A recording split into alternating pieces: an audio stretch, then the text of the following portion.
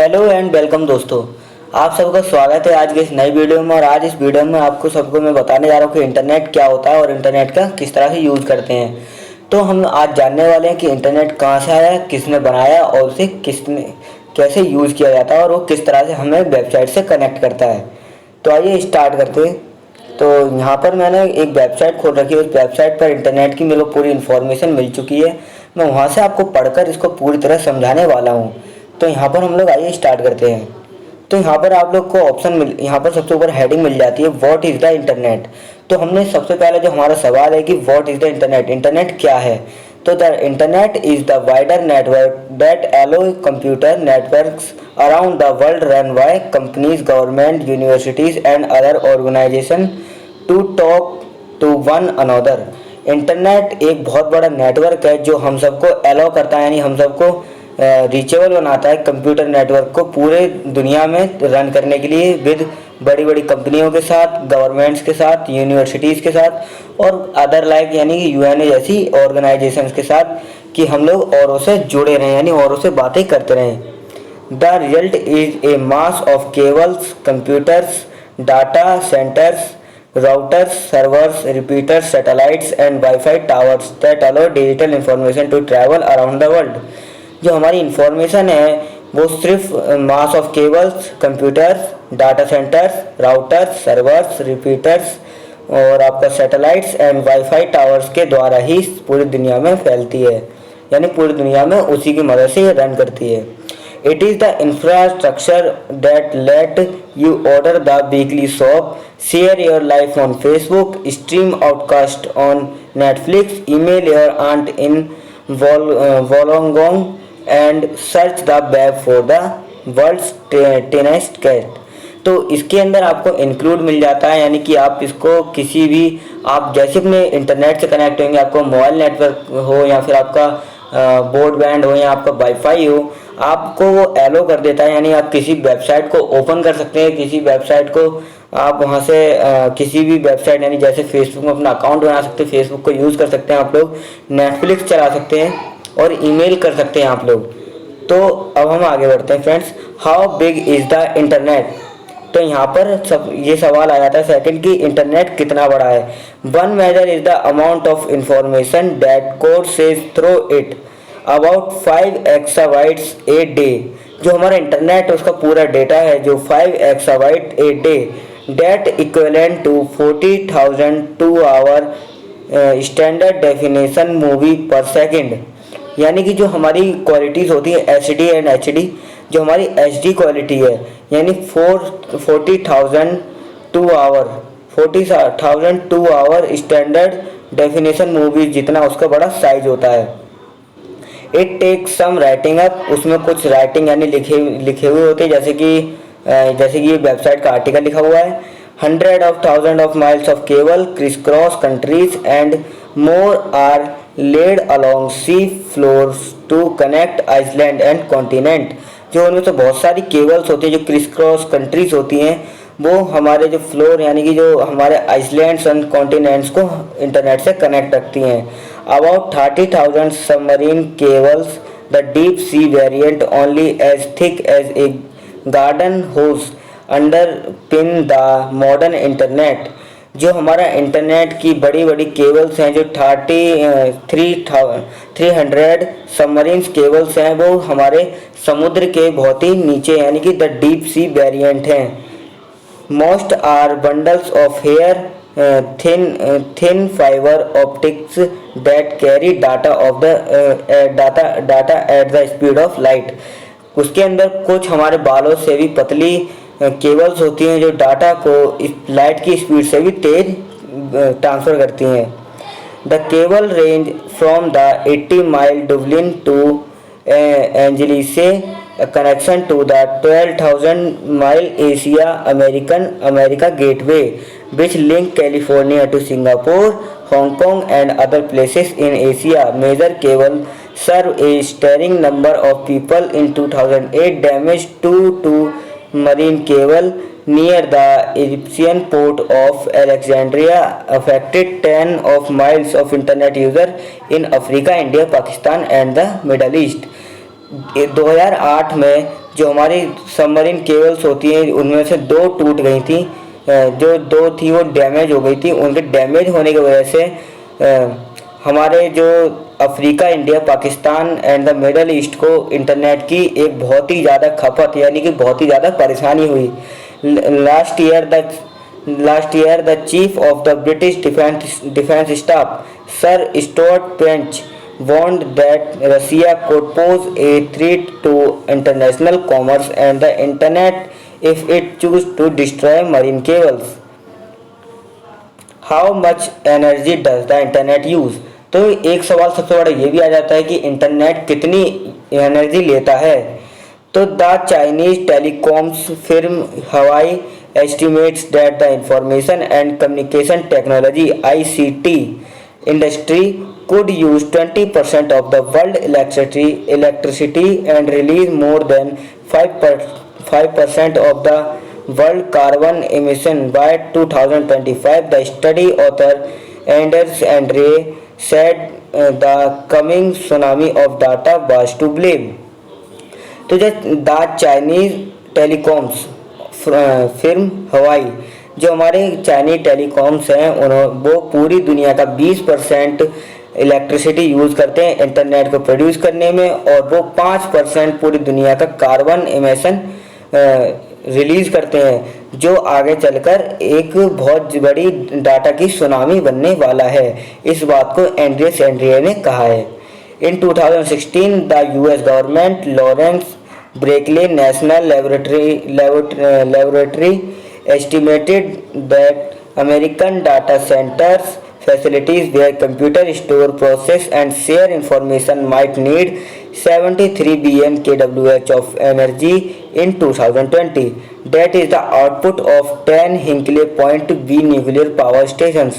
2016 की एक स्टडी से पता लगा है कि जो US गवर्नमेंट के लॉरेंस ब्रेकली नेशनल लेबोरेटरी है, वहाँ पर डेटा की स्पीड के लिए 73 बिलियन kWh एनर्जी का यूज़ होता है 2020 में, जो हमारे जो Hinkley Point B nuclear power station के 10 आउटपुट के बराबर है।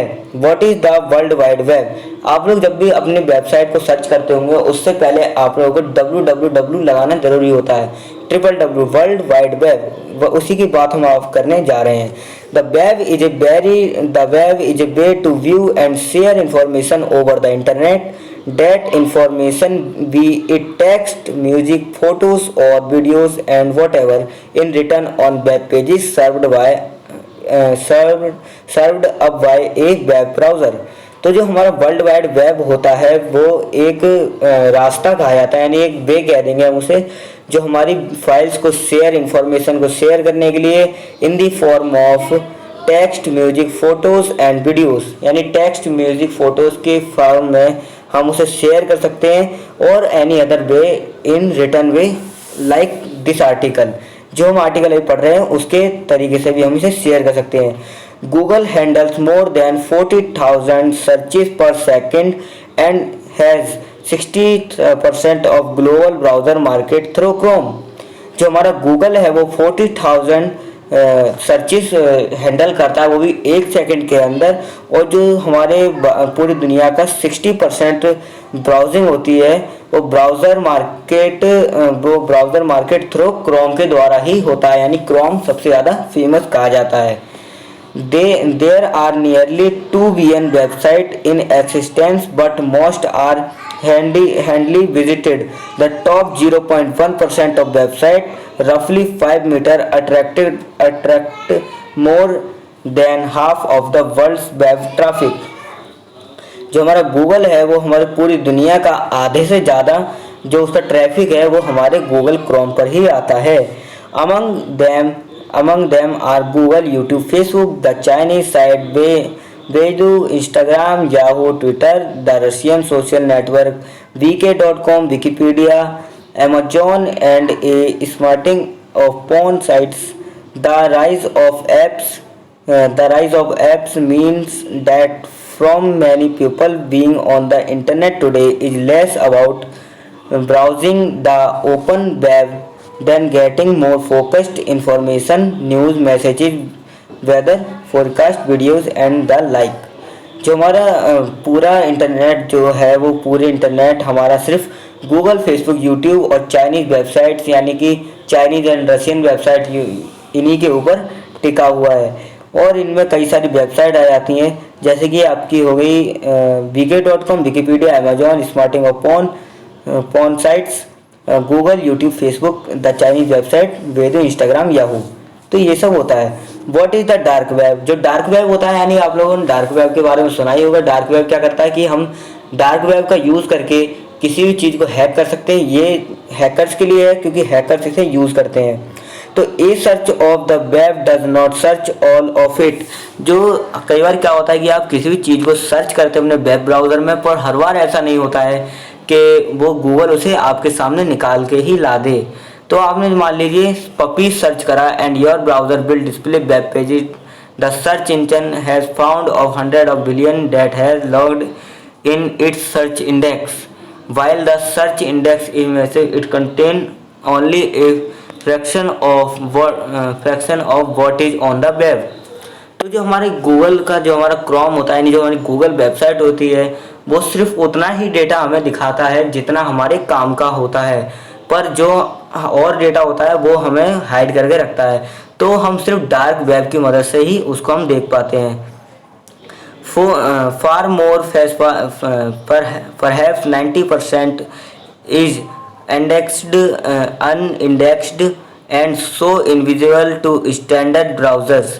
Think of the web as having three layers: surface, deep and dark. Standard web browser troll the surface web, the pages that are most visible. तो जो हमारा browser होता है वो सिर्फ उन्हीं पेज को दिखाता है कि जो बहुत ज़्यादा विजिबल्स होते हैं, पर उन पेजेस को नहीं दिखाता है कि जो अलग तरीके से होते हैं। कई बार क्या होता है कि गूगल कुछ पेजेस को ब्लॉक भी कर देता है, हम डार्क वेब की मदद से उन्हें भी देख पाते हैं। डार्क वेब का मतलब सीधा साधा है कि डीप वेब। जो हम लोग नॉर्मल चलाते हैं, जो हम नॉर्मल क्रोम अपना चलाते हैं, उसमें हम सिर्फ ऊपर ऊपर का डेटा देख पाते हैं जो अभी लेटेस्ट होता है। पर जो हमें डेटा चाहिए होता है वो हमारा कई बार क्या होता है कि वो डेटा हमारा डीप में होता है। तो डीप में जाने के लिए हमें डार्क नेट का यूज़ करना पड़ता है। तो इसमें आपको क्या क्या मिल जाता है? These include pages held behind passwords, the kind of find on office internet for example, and pages no one link to, since Google and other build their search indexes by following link from one web page to another. क्या करता है कि Google कई बार क्या होता है कि website पर ऐसे कुछ लिंक्स हटा देता है जो गूगल अपनी वेबसाइट पर शो नहीं करना चाहता है। हम उन लिंक्स को भी देख सकते हैं। तो हम यहाँ नीचे आ जाते हैं, how many people are online. तो ये ऑप्शन आ जाता है कि हमारी पूरी दुनिया में कितने लोग ऑनलाइन हैं। तो it depend how you measure it on metric popular which is the international telecommunication union ITU and UN body counts being online as having used the internet in the past 3 months। अभी पिछले 3 months में ITU ने information निकाली है कि कितने लोग internet पर हैं। It means people are not assumed to use the internet simply because they live in a town with a internet cable or near a Wi-Fi tower. By this yardstick, some 3.58 billion people or 48% of the global population were online by the end of 2017. The number should reach 3.8 billion or 49.2% by the end of the 2018, and with half of the world being online by May 2019। तो इसमें साफ साफ बताया गया है कि जब 2017 में 3.58 बिलियन लोग ऑनलाइन थे, यानी 48% पूरी ग्लोबल यानी पूरी दुनिया के पॉपुलेशन के, और वही लोग 2018 में 49.2% थे, और जो 2019 में थे मई 2019 में वो उतने ही रहे, यानी उसमें कोई ज़्यादा फर्क नहीं आया। अब हम नीचे आ जाते हैं, यहाँ पर मैं थोड़ा सा नीचे आ जाता हूँ। तो the most connected nation tends to be small, the last connected are all African. तो आप लोग देखेंगे जो लास्ट कनेक्टेड देश हैं, यानी कि जो सबसे कम इंटरनेट यूज़ किया जाता है यहाँ पर, वो आपके अफ्रीकन देश ही होंगे, यानी कि जहाँ पर सबसे ज़्यादा कम यूज़ करा जाता है। बाकी सब जगह पर फुल इंटरनेट यूज़ करा जाता है। फ्रेंड्स, अब हम आगे बढ़ते हैं।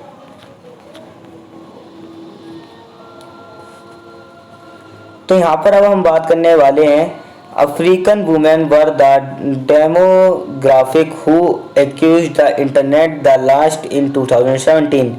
तो आप लोग देखेंगे यहाँ पर ये रेड कलर से वुमेन्स हैं और यहाँ ग्रे कलर से मेंस हैं। तो अफ्रीका में आदमियों के मुकाबले लड़कियां सबसे कम इंटरनेट चला रही हैं और इन्हीं चीज़ हर देश में ये चीज़ एकदम बराबर दिखाई गई कि गर्ल्स हर चीज़ में इंटरनेट में यहाँ इसमें सबसे पीछे हैं। बॉयज़ हर बार आगे हैं इंटरनेट में, बस अमेरिका में जो इंटरनेट में गर्ल्स आगे हैं। तो हम यहाँ नीचे आ जाते हैं friends. How will the whole world get online? A major challenge is to get affordable internet to poor rural regions. जो सबसे बड़ी वजह है कि वो ये है कि हम लोग इंटरनेट को सभी के लिए उपलब्ध करवा सकें, वो भी बहुत ही कम दामों पर, वो भी गाँव के अंदर, यानी एक छोटे से शहर के अंदर। With an eye on expanding markets, US tech firm hope to make inroads. Google parent company Alphabet scrapped plan for solar powered drones and is now focusing on high altitude balloons to provide the internet from the edge of space. Elon Musk, SpaceX and a company called OneWeb have their own plans to bring internet access to everyone in the world via constellation of micro satellites. तो जो एक company है one web ने एक दावा किया है कि वो कुछ ही सालों में इंटरनेट को सभी के लिए अवेलेबल कर देगी। पूरी दुनिया में कोई भी गरीब से गरीब इंसान भी इंटरनेट का यूज़ कर पाएगा, वो भी माइक्रो सैटेलाइट्स की मदद से। तो फ्रेंड्स, आज के इस आर्टिकल में हमारे पास सिर्फ इतना ही था, और अगर आपको आज की वीडियो पसंद आई हो तो प्लीज़ इस वीडियो को लाइक एंड सब्सक्राइब जरूर कर दें। फ्रेंड्स, अगर यहाँ इस वीडियो में से कुछ गलती हुई हो फ्रेंड्स, यहाँ आपको कुछ चीज़ पसंद ना आई हो या मैंने कुछ वर्ड्स गलत बोल दी हूँ, तो आप मेरे को कमेंट में नीचे बता सकते हैं। मैं अगली बार से उन वर्ड्स का प्रयोग अपनी वीडियो में नहीं करूँगा। थैंक यू फ्रेंड्स, हमारी वीडियो में अपना टाइम देने के लिए आपका बहुत बहुत शुक्रिया। और फ्रेंड्स, हमारे चैनल को सब्सक्राइब करते रहिए। Thank you.